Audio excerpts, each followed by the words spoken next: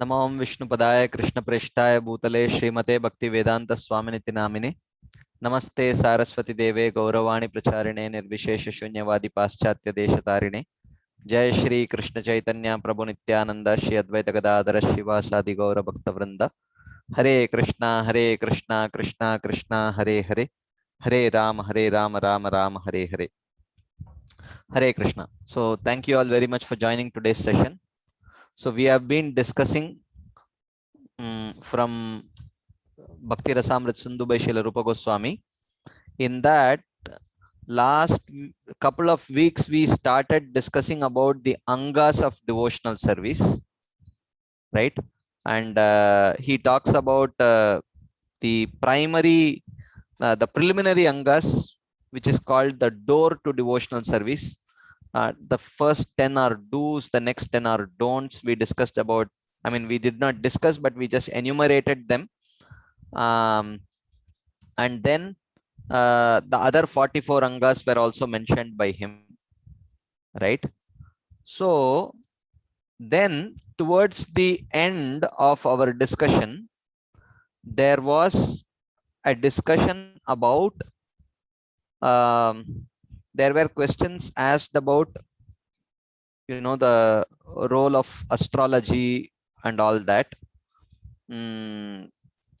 So, but it was almost towards the end of our discussion. So we could not do proper justice to the topic. So today I thought we will take the topic because it is relevant to today's scenario also, and today's ISKCON also. It's very relevant. We should know what our acharyas have spoken about it. So therefore I will just touch what we discussed last time. Right, we discussed about that how there are 5 causes that Krishna talks about in Bhagavad Gita. Adhishtanam, Tatakarta, Karanam cha Pratagvida, Vividascha Pratagcheshta, Daivam Chaivatra Panchamam. That there are 5 causes of success of a particular activity. First is Adhishtanam, is the gross body or place, right, where you perform an activity. So Adhishtanam.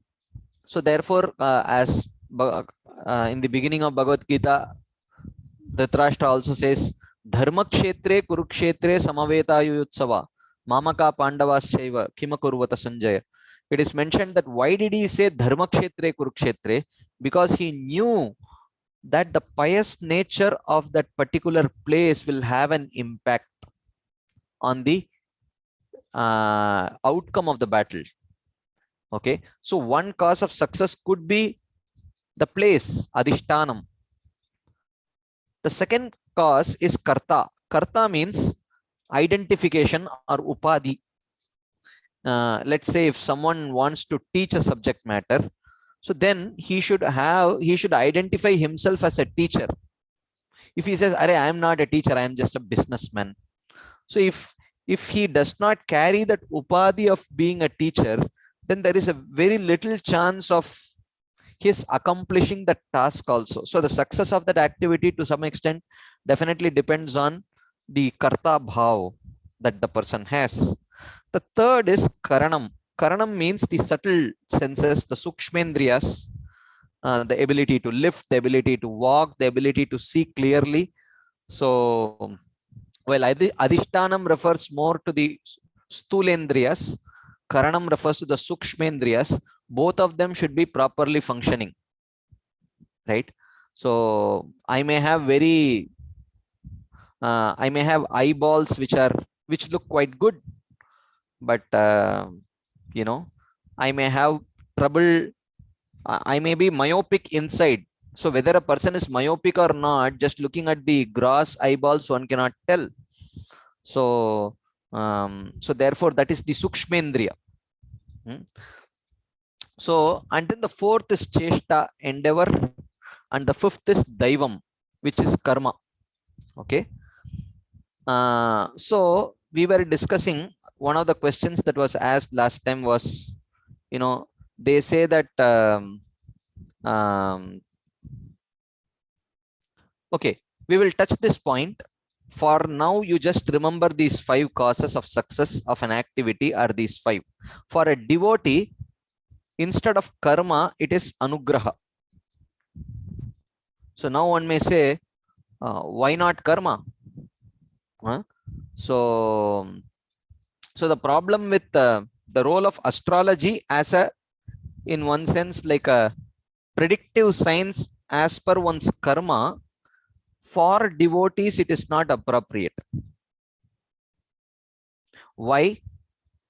Because the suffering of devotees is not due to their karma. We have discussed this before, but we are going to little bit more elaborately see whether is there a shastric basis for this. We are going to discuss this little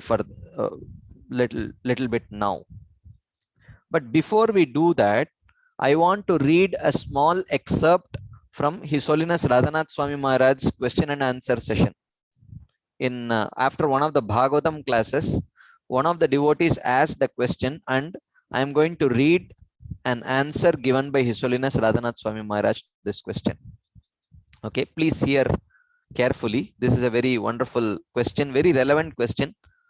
So the question the devotee asks is, my horoscope says so much about my life and it was all coming true. But ever since I have taken up Krishna consciousness, it has gone topsy-turvy. Doesn't astrology work for devotees? This is the question asked by the devotee. So now we are going to read the answer given by His Holiness Radhanath Swami Maharaj. Maharaj says, carefully here, astrology can predict what you will further experience in life according to your karma. So this is very, very, very, very critical. I can never, it is never an overemphasis. If we do not understand this critical point, we have missed it actually. What is the basis?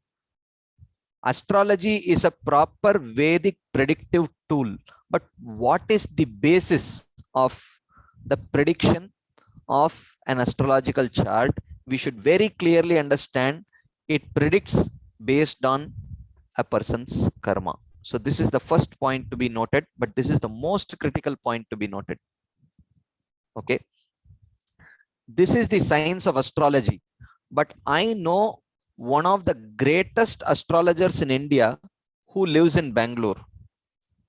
Okay. So Maharaj says he personally knows one of the greatest astrologers in India who lives in Bangalore. He is a very genuine astrologer, and when a devotee of Lord Krishna comes to him for consulting, he frankly tells them, what does he tell them? I can tell your destination according to your karma. But because you are a devotee and you have surrendered to Krishna, not anything I may say necessarily will affect your life. This is the fact. So I will predict based on what the chart tells according to your karma, but it may not come true because you are a devotee of Krishna. Maharaj says, Krishna says in Bhagavad Gita, Mahatmanastu Mampartha Devim Prakritim Ashrita. Bhagavad Gita 9.13. O son of Pritha, those who are not deluded, the great souls are under the protection of the divine nature. They are fully engaged in devotional service because they know me as the Supreme Personality of Godhead, original and inexhaustible. Okay.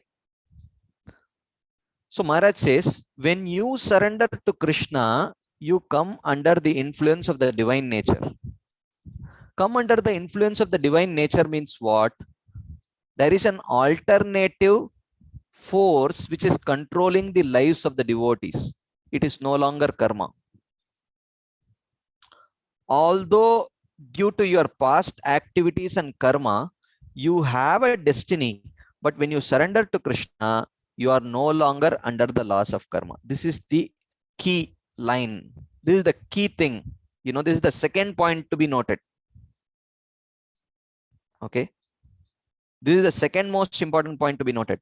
First point that I mentioned was astrology can predict what you will further experience in life according to your karma.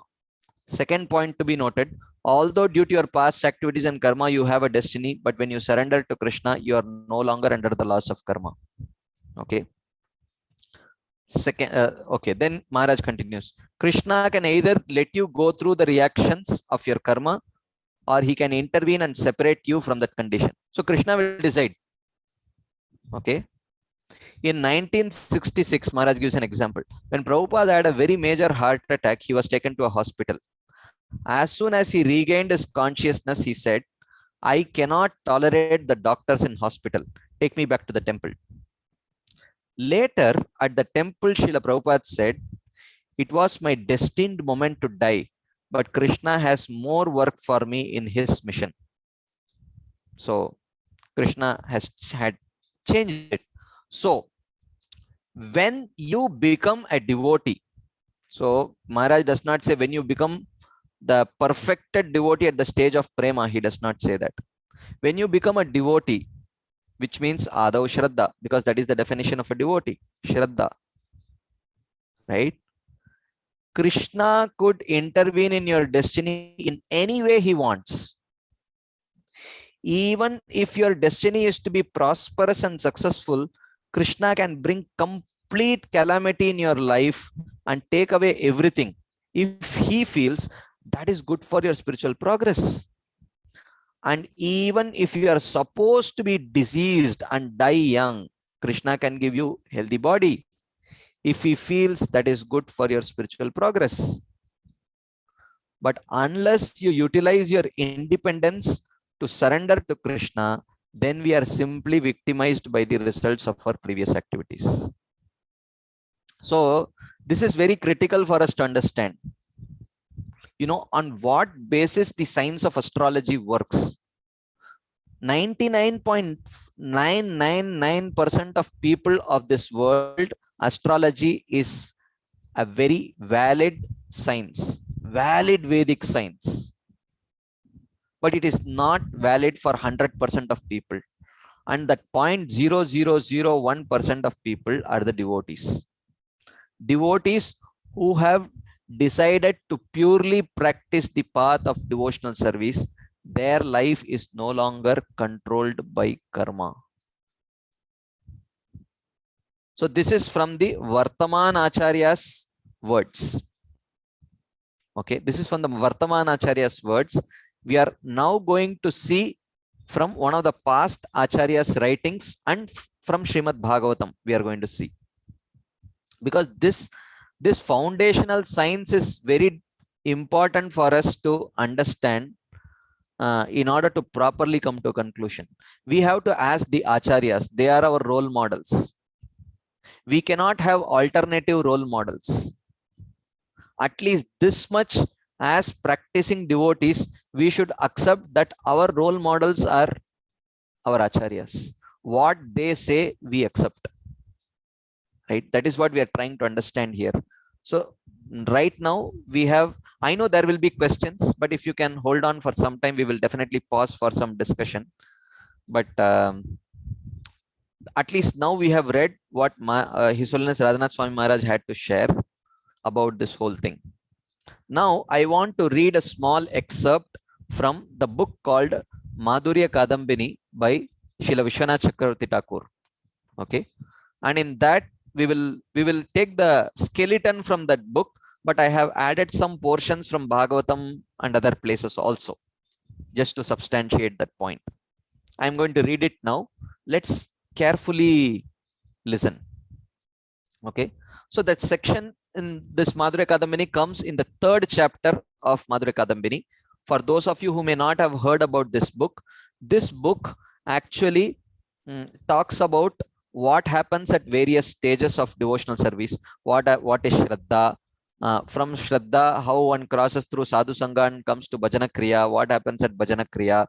What are the types of Bhajana Kriya? Then how does Anartha Nivritti happen? What is Anartha Nivritti? Then after Anartha Nivritti, what are the symptoms of Nishta? How does one reach Nishta? Then after that, Ruchi, Asakti, Bhava, Prema. So the 8 chapters of this book discusses about these various stages and how one gradually proceeds from one stage to the other stage. In that, in the 3rd chapter, Srila Vishwanath Chakravarti Thakur talks about Anartha Nivritti. So this discussion is relevant for all of us because most of us fall within this category of Anartha Nivritti. Some of us may be at the stage of Nishta or even Ruchi. At least I am not, but I am at this stage, I can tell for sure, based on the symptoms described in this book. So he is not talking about devotees at the stage of Bhava or Prema. That should be very clearly understood. Okay. So, and even in Maharaj's that Q&A session, the devotee who asked in all likelihood was probably not at the stage of Bhava or Prema. He asked a very generic question and Maharaj gave a very generic answer which are applicable to all devotees. He did not say when you reach the stage of Prema, it does not affect, or when you reach the stage of Nishta. It was not a qualified answer. Maharaj did not qualify that answer. It was a very generic presentation. So now this discussion in Madhurya Kadambini comes in the 3rd chapter. The book is there in folio also. You can go and check. In that, in the 3rd chapter, he discusses this theme of how devotee's suffering is not due to his prarabdha karma. Okay, we are going to discuss this. This is relevant because we are talking about astrology and the astrological chart predicts based on karma. So if the devotee's suffering is not due to karma, then how can the astrological chart predict? That is the question, basic question, very simple question. Okay, so we are going to read this. Okay, please carefully listen because every sentence is very, very, very packed sentence. Okay, so some some sentences we will read because I will not explain much because there is a context to it. Then it will be a whole different discussion. I will not go into that. Some not only suppose the presence of namaparad due to the absence of symptoms of prema and traces of sinful activities in devotees who are practicing the devotional processes such as kirtana, but they also suppose the absence of destruction of the reactions of previous karma, which is prarabdha karma, by observing the presence of ordinary material distress. So this is the Purva Paksha argument.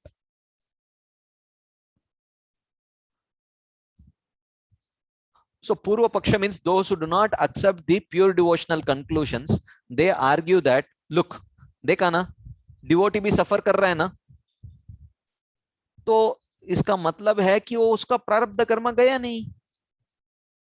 You know, people say that, of course, in devotional understanding, there are 2 causes.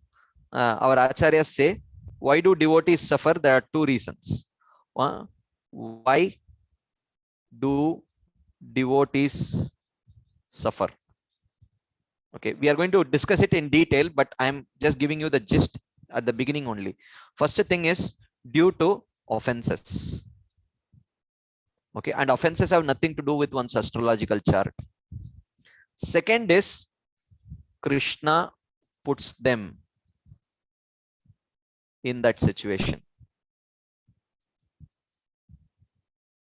Okay, this is the essence of this whole section, but observe as it unfolds because there are many subtleties and nuances to this, and let's see how it unfolds. So some people, the Purva Paksha, say that, look, if devotee is suffering, it means unka prarabdha karma gaya nahi, uske liye suffer kar raha hai. Okay, so but the explanation that he gives, however, Ajamil named his son Narayana and called that name many times every day in what has been ascertained to be in an inoffensive manner. Still, he did not manifest the symptoms of prema. Moreover, he was also inclined to sinful reaction with a prostitute. Okay, Yudhishthir had achieved the association of the Supreme Lord himself and was thus certainly freed from past karmic reactions. Still, he had to suffer many apparently ordinary material miseries. So he is taking an extreme example to show Yudhishthir Maharaj ko bhi suffering tha, even though he had become a personal associate of the Lord and definitely transcended karma. So You mean to say that misery seen in those devotees is also due to karma? He says, as a tree bears fruit only in the proper season, the holy name, even though pleased with an offenseless person, will reveal its mercy only in due course of time. I won't get into this discussion, but the relevant discussion is coming here from this slide onwards. Now, see what Srila Vishwanath Chakravarti writes. For the devotee. Devotee means, you may say bhava or prema, but currently you should remember that we are discussing the chapter on anartha nivritti only. So it is relevant for all of us. For the devotee, accumulated sins committed due to previous bad habits. This is what is called as prarabdha karma. Okay. Have no effect like the bite of a serpent with his poisoned fangs. They cannot affect us. The sickness, then why do they become sick? This is physical illness. Then why do they undergo lamentation? This is mental illness. And other sufferings undergone by devotees are not the reactions to sin in previous life, even though it may look like that. Okay. The Lord has also said, Nirdhanatva Maharogo Mad Anugraha Lakshanam. The awesome affliction known as poverty is in fact a sign of mercy. The context is he is talking for devotees, not for general public. Okay. And then the Lord himself has said, famous verse, you all know this verse, right? Yasyaham anugranami harishye tad dhanam shanaihi tato adanam tejantyasya swajana dukkha dukkitam. If I especially favor someone, I gradually deprive him of his wealth. Tato adhanam tyajantyasya swajana. Asya swajana, his relatives, seeing that adhanam, he has now become a pauper, tyajanti, they also give him up. First wealth goes, then the relatives go, dukkha dukkitam. In this way, he suffers one distress after another distress after another distress. But why the Lord does it? To show his anugraha. Now, we have to understand why it is anugraha and how it is anugraha. So, Srila Vishwanath Chakravarti says, a man suffers misery. So, this is Vishwanath Chakravarti's commentary to this verse in Srimad Bhagavatam. Even though he has quoted this verse in Madhurya Kadambini, I have taken his commentary. Now, what we are going to read, I will, if for interested devotees, I will share this with you. This is something that we need to contemplate upon to actually see if our devotional compass is going in the right direction or not. Are we thinking like devotees or what are we thinking like? This is very, very critical commentary and purport by Srila Vishwanath Chakravarti Thakur. And there is no end to it. We can churn this one verse for the next 10 sessions also. This is worth it. Okay. So he says he suffers further because of rejection by his relatives because he is poor. This suffering being given by the Lord is not the result of karma. Very clear. Even the happiness given to the Lord's devotees is not the result of karma, but rather an unrequested result of bhakti. In Bhakti Rasamrita Sindhu, this is exactly what Srila Rupa Goswami calls as Shubhada. Right? We have already done it. Shubhada, he says, has 4 aspects. He says, first is Jagat Prinanam, Sarva Jagatam Anuraktata. Then there is Sukha Pradatvam and Sadgunadi Pradatvam. So the third aspect of Shubhada, he says, is Sukha Pradatvam. And Sukham also, he clarifies further as 3. He says, Vaishayikam, Brahmam and Aishwaram, he says. Vaishayika Sukha means mundane happiness that is experienced on the level of senses and mind. So even that is a byproduct of bhakti for devotee. The generic happiness also, that is also not a byproduct of karma. That is very clearly mentioned. Not only suffering, even happiness, right? The happiness and distress which appear to be prarabdha karma are given by the Lord himself. So therefore, the Shruti says, Bhavad Utta Shubha Ashubhayoho. So this is a verse from the Bhagavatam. When a person realizes you, he no longer cares about his good and bad fortune arising from pious and sinful acts, since you alone who control this, since it is you alone who control this good and bad fortune for a devotee. It is directly from Krishna. It is not through the agency of karma. Now the question arises, how can the Lord, who is so affectionate to his devotee, make him suffer? Correct? Naturally, this question comes. How can the Supreme Lord, who is so affectionate to his devotee, make him suffer?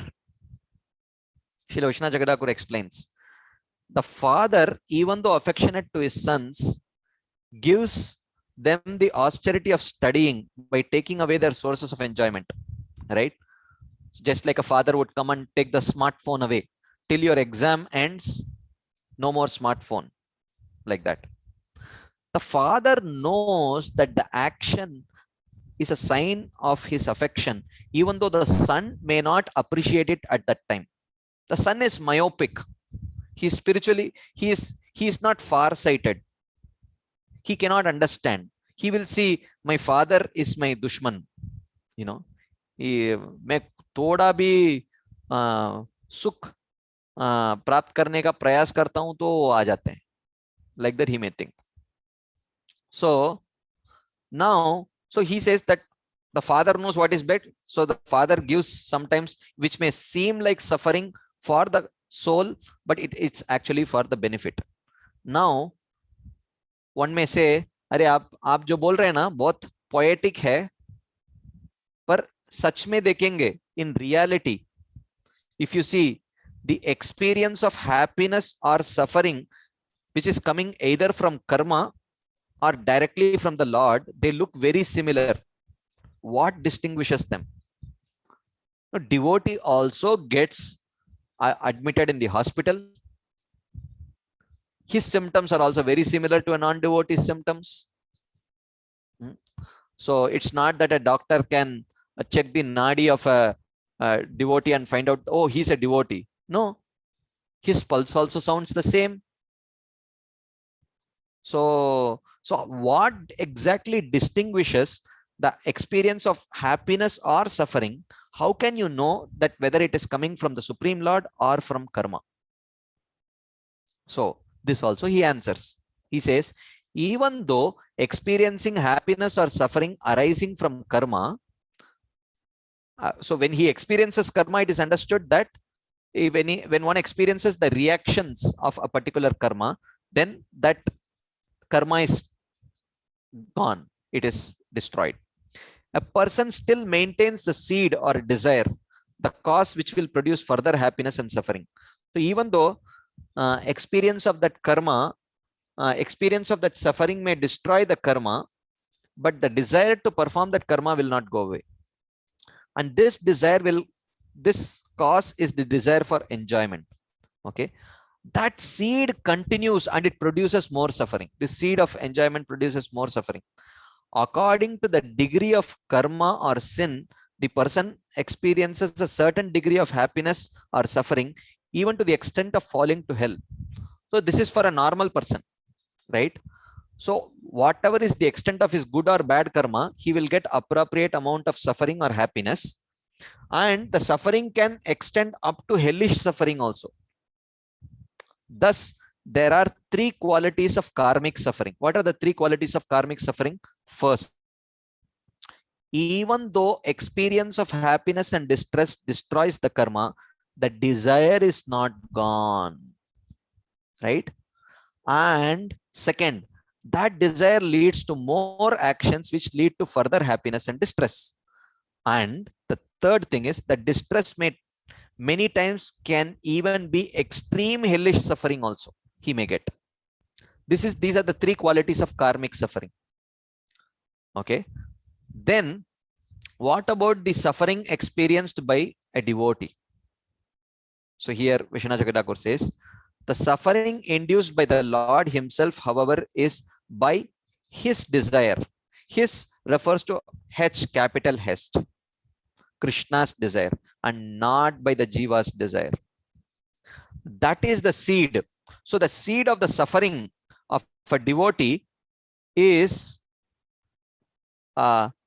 is Krishna's desire, and that seed lasts only as long as necessary for the Lord's purpose. And what is Lord's purpose?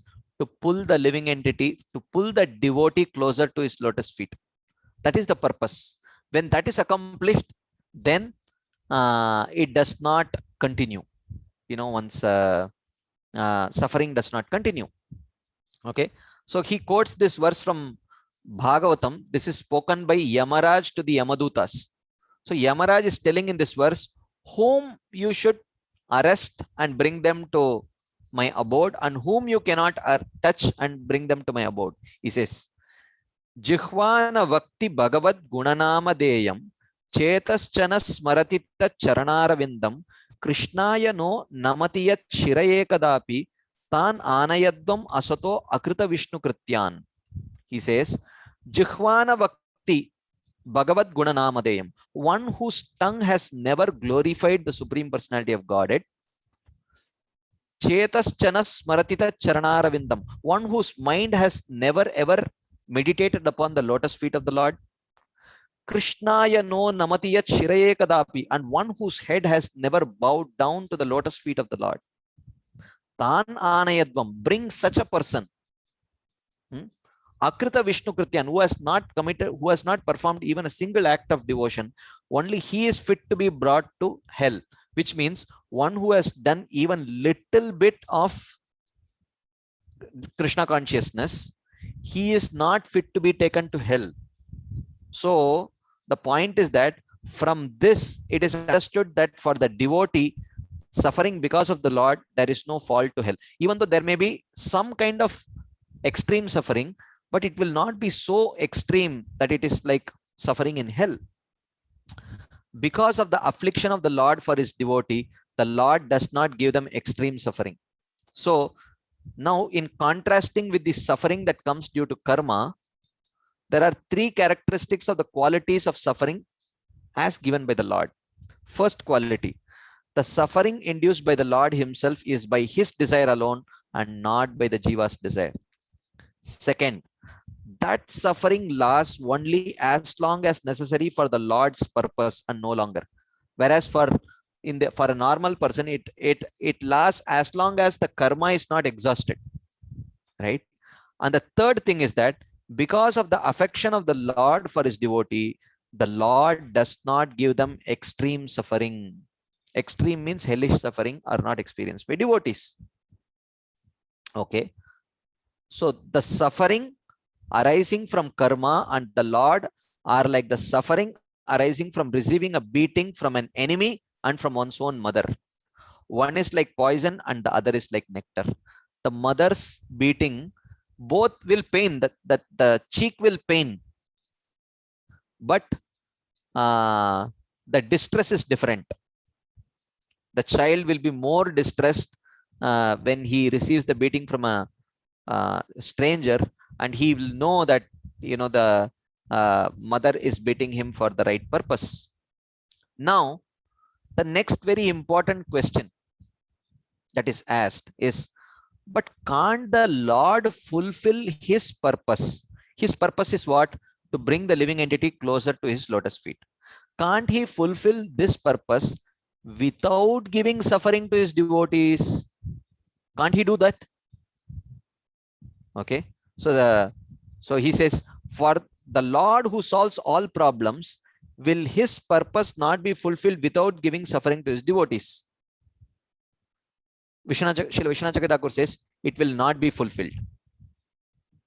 He gives suffering to his dearmost, which ultimately results in happiness, like applying a stinging ointment to the eye. Sometimes you apply this ointment. It is actually very painful. But after that, you can very clearly see things. Yata yatatma parimrujyate sau matpunyagata shravanabhidanaihi tatastata pashyati vastu sukshmam chakshur yataiva anjana samprayuktam. This example comes in Bhagavatam also. When the eyes are anointed with a particular type of ointment, the eye becomes very used to seeing very finer things. You can say it is like, when you dilate your eyes, they put that dilating solution, suddenly nothing is visible, but after some time, you can very clearly see things like that. Okay, so the Lord gives suffering for three purposes. Okay, for first purpose is in order to preserve the secret of bhakti. Otherwise, and to avoid uprooting the opinions of the speculators and smartas. Otherwise, if you see, the other practitioners will see, अरे हम तो इतना रगड़ के सब कर्मा को कर रहे हैं, प्रायश्चित्त कर रहे हैं. These devotees खाली हरे कृष्णा कर रहे हैं, उनको कुछ सफरिंग ही नहीं आ रहा है. So what they will do, they will only externally accept the acts of devotion, Hare Krishna, and without having the qualification of faith in the process of bhakti. And whatever faith they have in karma, they will give up that karma. So that is not what Krishna wants. So therefore, to protect the secret nature of bhakti, Krishna allows the devotees to suffer. That is one of the reasons. The third reason he says is to increase the longing of his devotees. So suffering enhances the longing of the devotees, right? When we are very happy and satisfied, we don't think about our mother, our father, or our dear ones, especially if you have been staying away from them. At the most difficult situations, you will remember them, right? Moreover, if I make the devotees always happy, then there would be no avatars such as Krishna and Rama, since they come to protect the devotees and destroy the demons. Paritranaya sadhunam vinashaya cha dushkritam. So if the devotees are always happy, paritranaya sadhunam, what is the meaning of it, right? And if the avatars did not come, how could there be playing of the devotees in the sweet ocean of pastimes such as Ras Leela? Bhauma Leela kaise hoga? If Krishna did not descend, how would the devotees staying in the material world experience his association in Bhauma Leela? So therefore, when suffering is there, then there is a purpose for the Lord's descent, and when the Lord descends, then there is opportunity for the devotees to participate in the Leela. Now, another very natural question that comes is that, but is it a fault if the Lord comes without having to deliver the devotee from suffering? If the devotee is not suffering, ऐसा कुछ rule है क्या कि भगवान नहीं आना चाहिए बोल के? Why can't the devotee not suffer and still the Lord can come? Can't he come without the devotee suffering at all? Is that a problem? So Srila Vishwanath Jagadakur says, "Oh brother, you are indeed not familiar with rasa." He says, just listen. The sunrise appears splendid because of the darkness, right? Otherwise, if it was bright day and then if another sun, let's say it rises, you will not even notice the other sun rising because it's already bright daylight. And darkness is a kind of suffering because you can't see things very clearly. So you appreciate light when that light manifests in the background of darkness. In the summer, coolness is pleasant, and in the cold season, warmth is pleasant, right? So, so summer or heat is a kind of suffering, but coolness can be appreciated when there is summer, and warmth can be appreciated when there is winter. even though both extreme hotness and extreme cold are actually painful. In the darkness, a lamp appears splendid rather than in the light.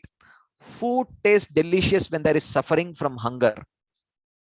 So food, hunger is a type of suffering actually. Kshutrit tridata birma muhurardyamana. Shitoshna vata varshair itaretaracha. Actually, Brahmaji is seeing the people of this world and he's expressing his deep sympathy and suffering, looking at them. Oh, my Lord, you see the people of this world are suffering from hunger and thirst and heat and cold, he says. So hunger is definitely a type of suffering. But if you don't have that hunger, can you actually appreciate the feast that comes after that? So he says, there is no need to elaborate more. If you can't understand even this simple aspect of rasa, we are not talking about spiritual rasa. We're talking about even mundane things where the contrast is created by the kind of suffering that comes. So suffering enhances the contrast of the pleasure that comes after that.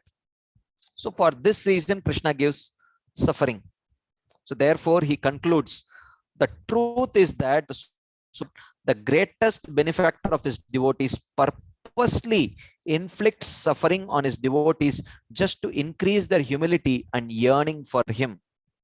Actually, it is very important for devotees to understand this purpose of Krishna in order to navigate through what they're experiencing. And it is all the more important for the guides, those who are guiding other normal devotees to understand this principle.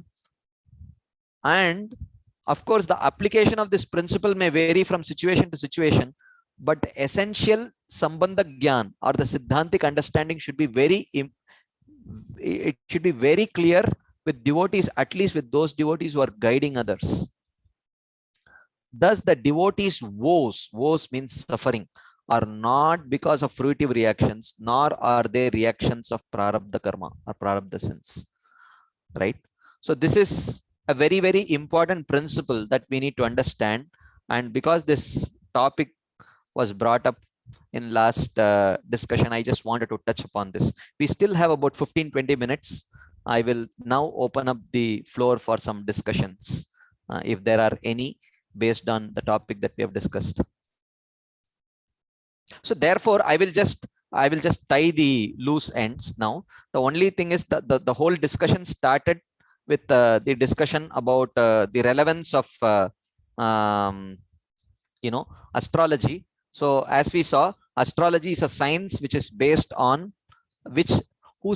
it predicts based on karma primarily. Of course, certain things it can predict based on one's swabhava also. That is a whole different topic. We will not touch that right now.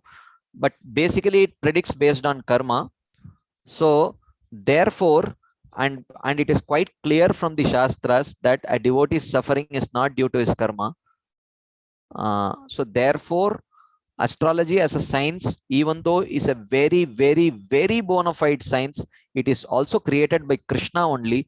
But whether the devotees are the recipients of this predict,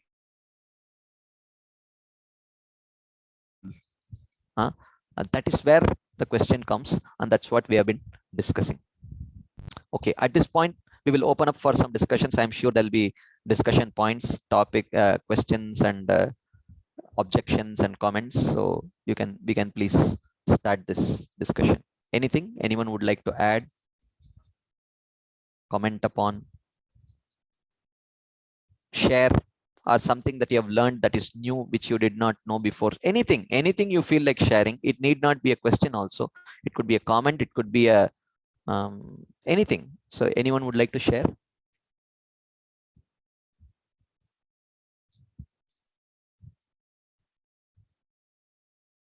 No one? At least would anyone like to share some learnings, what you have learned today? Anyone would like to summarize the learnings? Anything? Anyone? Yes, Brajapati Prabhu. Hare Krishna. Yes, Prabhu.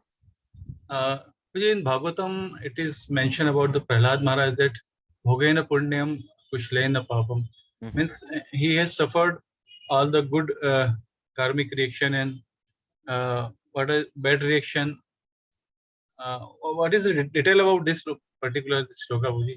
Okay, He has to go through that punya and papa, and then he Okay. has nullified everything. Okay, good question you have asked. Now, because you have brought this point, I don't want to give my own personal opinion on this verse that you have spoken. Let us see what acharyas have written about it. Is it okay, bro? Okay. So give me just 1 minute. I will go to the Veda base and open it and see what Srila Prabhupada and Srila Vishwanath Thakur or other acharyas have mentioned about it, and then that will give an understanding. I'm glad that you brought out this verse, because definitely it does seem to indicate something which seems little contrary to what we have discussed till now.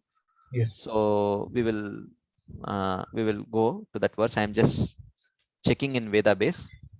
Bhogena punyam. Okay, I got it true. So this is verse number 7.10.13. Okay, I will just zoom it so that you can also read. I don't know what exactly is written there. I don't recollect, but I will share the screen with you. We will read it together and let's see if some insights come out of it. Okay, so this is the screen. 7.10.13. Bhogena punyam kushalena papam kalevaram kala javena hitva kirtim vishuddham suraloka geetam vitaya mam eshyasi mukta bandha. This is the verse. Okay, Srila Prabhupada translation I will write. I will read, and we will also read the translation given by Srila Vishwanath Thakur. He says, my dear Prahlad, while you are in this material world, you will exhaust all the reactions of pious activities by feeling happiness, and by acting piously, you will neutralize impious activity. First thing, this should be understood properly, because acting piously does not neutralize impious activities. Acting piously only helps generate pious reactions. We know this, right? This is one of the first things that we learn in when we come to Krishna consciousness. So this has to be understood in the right context. Because of the powerful time factor, you will give up your body, but the glories of your activities will be sung in the upper planetary systems, and being fully freed from all bondage, you will return home back to Godhead. This is Srila Prabhupada's explanation. Srila Vishwanath Thakur writes, having given up piety by enjoyment and sin by pious actions, and having given up the previous body by the passing of time, having spread your pure glory praised even in Swarga, and being already free of bondage, you will come to me. Now, see what Srila Vishwanath Thakur writes here. I have highlighted it.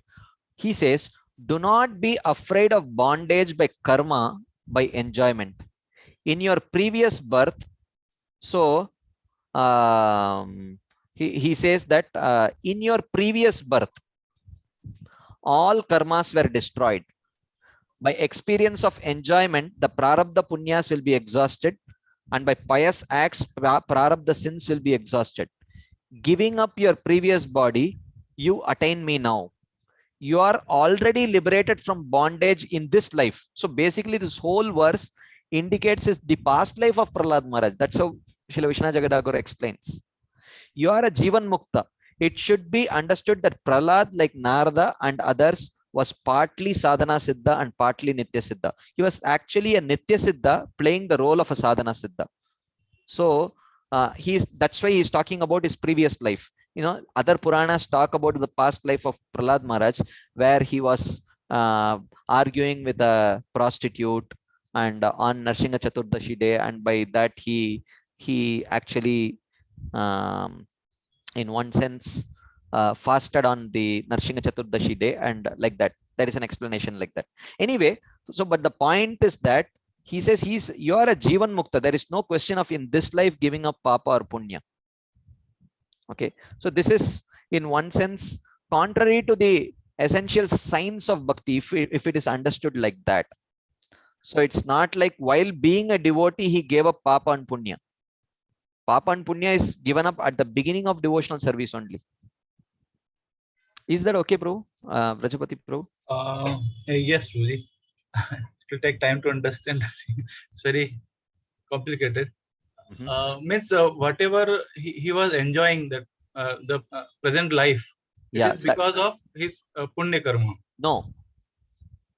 Whatever he was enjoying was because of his direct performance of devotional service. Okay, and by his austerities, he is nullifying the. By his austerities, he is nullifying means out of humility, the more a devotee progresses. This is the science of devotional service. The more a devotee progresses, the more he thinks, actually, I am not a devotee. And he thinks, I am not a devotee. So therefore, when he sees any happiness that comes, he thinks, oh, actually, my punya karma is not gone. That's why I'm getting this. Or when suffering comes, oh, this proves that actually I am not actually a devotee. My karma is coming in the form of suffering. So actually, this is actually the manifestation of a natural manashunyata, or a complete abject humility that manifests as a result of bhava or prema. Whereas a sadhaka, if he thinks like that, then there is a problem.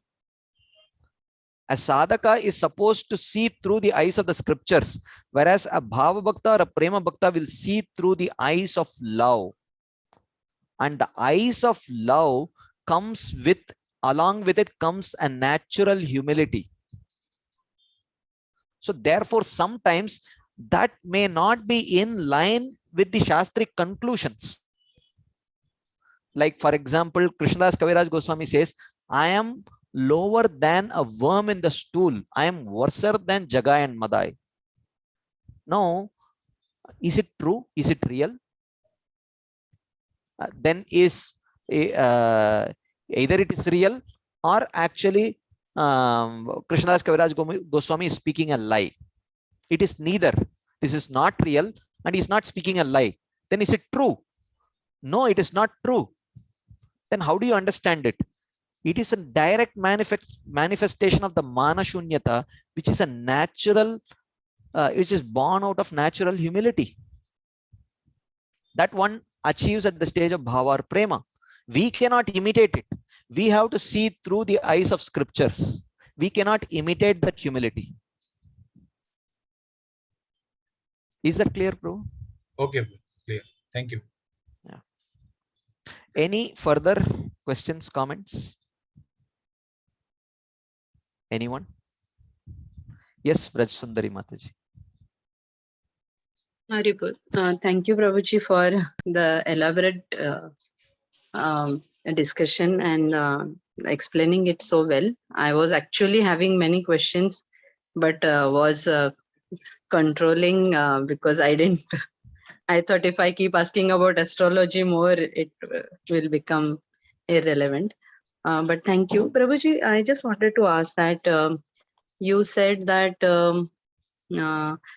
you said means the acharyas say that it is Krishna who is in charge for a devotee and not the karmas, and right from the stage of Shraddha. Correct. So I was just thinking, and right now also you said that wo manashunyata which naturally comes as a devotee advances, and how a person who is not on that level should see from the eyes of Shastras. Correct. Correct. So I was just thinking, actually, like when we hear this, we are not on the stage of manashunyata, but two things happen, Prabhuji. One is you feel that, oh yes, my karmas are not over and I'm suffering because of my karmas. You still feel like that. Of course, not out of manashunyata, but you feel like that. And also, you also feel that Krishna will, I'm not able to explain well, but the desire for mukti hai na, from the suffering, that Krishna will take care, although we are not on that platform, but still you feel like that. And also, like I have also seen, Prabhuji, this in many devotees cases, astrology just doesn't work Mhm. And with some devotees, it just works. Mhm. It just works like, wow. Mm. Wow, whatever it is said and whatever they are doing, it's everything is happening just wow. Mm. So maybe Krishna, as we discussed, that Krishna chooses. Mhm. Certain things what the Lord wants will happen, and certain things which Lord doesn't want will not happen. Mhm. Now, but it is very. I'm still means I'm understanding as principle, Mhm. but I'm not still understanding that. Although I'm not on that level. How do I actually take it? Means sometimes it is like expectation. It can become an expectation from the Lord Mhm. that that now he is in charge, so he will reduce. And how do we understand? You said Ah, devotees will not go through the hellish suffering, and we see it happening. yeah. I mean, that means we don't know actually what is hellish suffering actually. We are seeing for us, oh, what a hellish suffering. I cannot tolerate this mother-in-law of mine. For us, that's how we may want to define hellish suffering, but real hellish suffering we can't even imagine, Mataji, actually. Mhm. If you actually read from Bhagavatam or Garuda Purana and other such places where the actual hellish suffering is described, I mean we have not experienced even a part of it actually. Mhm. So hellish suffering is totally something really hellish. So actually you have spoken your heart, and many points have come. I need to take one point at a time. First thing is Babuji, I also have one more point, so that then I'm done. Then you can say, and time is also over. But I'll just say this, that and what about the kriyamana karma? Means the karmas that I'm doing now, mhm, they are definitely not a karma.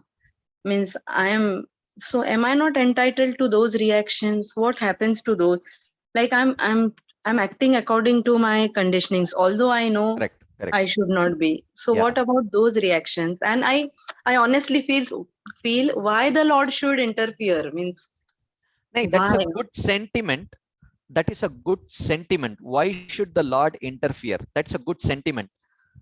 But it is just a sentiment. Mhm. Krishna wants to interfere. If you read the commentary of the Acharyas, when he says Ananyas Chintay, for the verse Ananyas Chintayantomam Yejana Paryupasate Tesham Mhm. Nityabhiyuktanam Yogakshemam Mahamyaham. In that the Lord says, I am like a lover who wants to lift my beloved. I want it. Please don't deprive me of that. That it's a good sentiment to have that.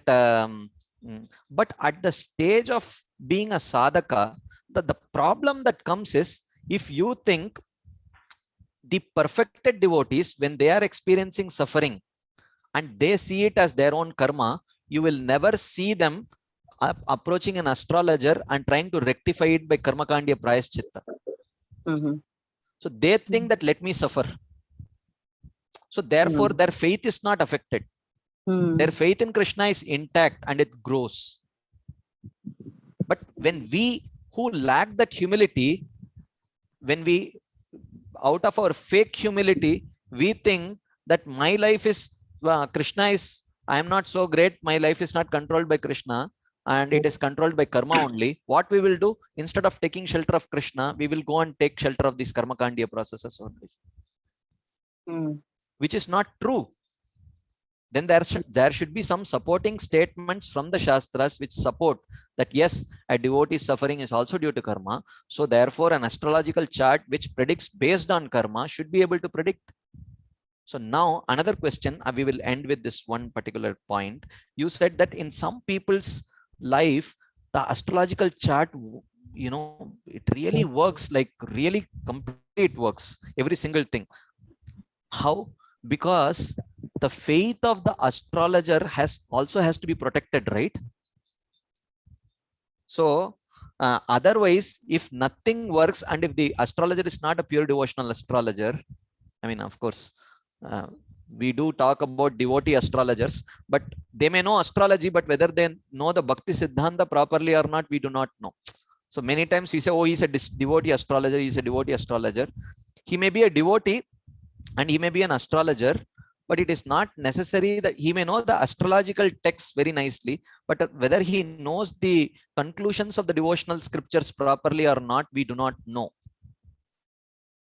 So therefore, many times he may, it may work for devotees.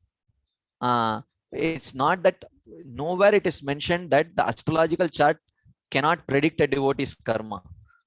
When it predicts, what happens to that person's faith after that? Because if the devotee thinks that yes, my life is controlled by karma and all the demigods who are controlling the karma, then Krishna, what does he say?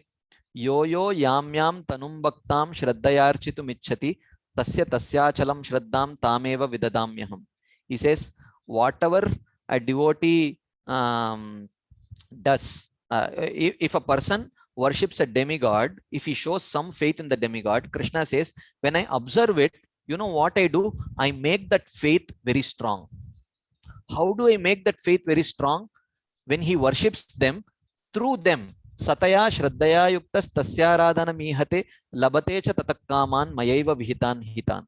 When he worships the demigods to destroy that karma or whatever, through that demigod, I actually destroy them. Why? Because I see you have some faith, I will enhance that faith. So for devotees, when the astrological chart starts working, then that is a greater cause of alarm, because their faith is in trouble actually. Eventually, because astrologer is not a person to whom you will go only once. That way, it's a very good profession, because if you are a good astrologer, you have a customer for life, because when they come once, they will keep on coming. For every small thing, they want to know, predict. Mera kal ka exam mein kitna marks aayega, you predict. Because it's in one sense, everyone wants predict. That's, why is lottery very addictive? Why are so many people purchasing lottery? And in one sense, because if someone can predict it and like that. So the point is that if it starts working for devotees, then they are in greater danger actually. Because when they go more and more and they start showing faith in that, then Krishna will take responsibility to enhance faith in that. And eventually, actually devotees will, when they will lose their faith in Krishna consciousness, and they will actually be controlled, they will start getting controlled by karma only actually. That is what will happen eventually. So in one sense, that's why we have to be careful, and that's why I started the whole discussion reading what his Vartaman Acharya has spoken about it. His Holiness Radhanath Swami Maharaj, we read what he had to mention about this.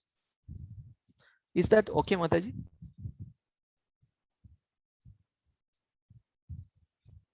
Raj Sundari Mataji, is that okay? Yeah, you can. Okay. I have unmuted you. Yeah, Prabhuji. Thank you. It is a very nice yet very heavy point that you said, that when it starts coming true, it's alarming actually. And it is indeed. That is what Krishna says in Bhagavad Gita. Yeah, when he says when Krishna sees an inkling of faith in something other than his own lotus feet, Krishna takes the personal responsibility to enhance that faith. Now, as devotees, we have to see, is that what we want? Then what happens? How does that change in faith manifest? Where we have an opportunity to talk about Krishna, we may start talking about these other things. So then we lose the opportunity to actually glorify Krishna. So that actually is an alarm signal that we are actually, where is our faith heading? This is something that we need to think and we need to discuss. And if you have a question, we should go and ask our spiritual master actually. Yeah. Thank you for sharing that answer also, Prabhuji, of Maharaj, Radhanath Swami Maharaj. Thank you, Mother. It was nice. Thank you for the discussion. Hare Krishna. Thank you. So we will continue this discussion next Thursday. Next Thursday probably is RCM. I'm not very sure. I asked Chari Prabhu. He said it has not been finalized. So if we don't have RCM, we will continue the discussion. If there is an RCM, then next week we may not have the discussion. So, but either next Thursday or the Thursday after that, we'll continue this discussion. So thank you all very much for your patient listening, and at least some of you enthusiastically participated. I am very grateful for that. Hare Krishna. Thank you very much. We will meet next Thursday or the Thursday after that. Srila Prabhupada ki jai, Srila Rupa Goswami Pad ki jai, Srila Vishwanath Chakravarti Thakur Pad ki jai, Madhurya Kadambini ki jai, Shri Bhakti Rasamrit Sindhu ki jai. Hare Krishna. Thank you very much.